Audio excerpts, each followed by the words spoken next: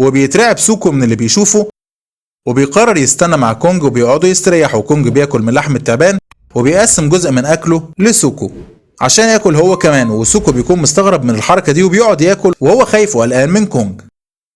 لكن بيبدأ الخوف يقل من كونج، وبنرجع تاني لجودزيلا اللي وصل لمنطقة الوحش وبيهجم عليه بالإشعة بتاعته، وبتحصل معركة قوية بين الوحش الغريب ده وبين جودزيلا.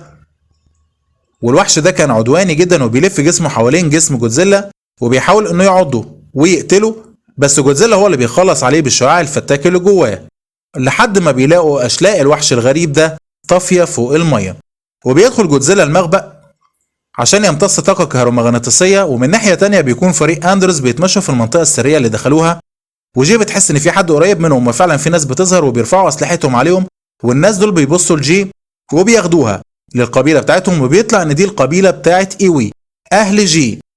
واندرز بتشوف فتحات بتوصل لاماكن مختلفة في الارض، وقبيلة ايوي كانوا بيتواصلوا مع بعض عن طريق التخاطر، وبياخدوا جي للقائد بتاعهم. واندرز كانت طبعا خايفة عليها، لكن جي ما كانتش خايفة وحاسة بسلام وسطهم، وبيطلع ان قبيلة ايوي هم اللي بيبعتوا الاشارات للارض عشان عايزين جي تيجي عشان تعيش معاهم لانها واحدة منهم. والقائد بتمسك ايدها وبتشوف ماضيها بالتخاطر، والقائد بتتأكد ان جي فعلا واحدة منهم. وبعدها بتفهم اندروس كل حاجة، وبتفهم كمان ان قبيلة ايوي هم اللي بعتوا اشارات لجودزيلا وصحوه من النوم.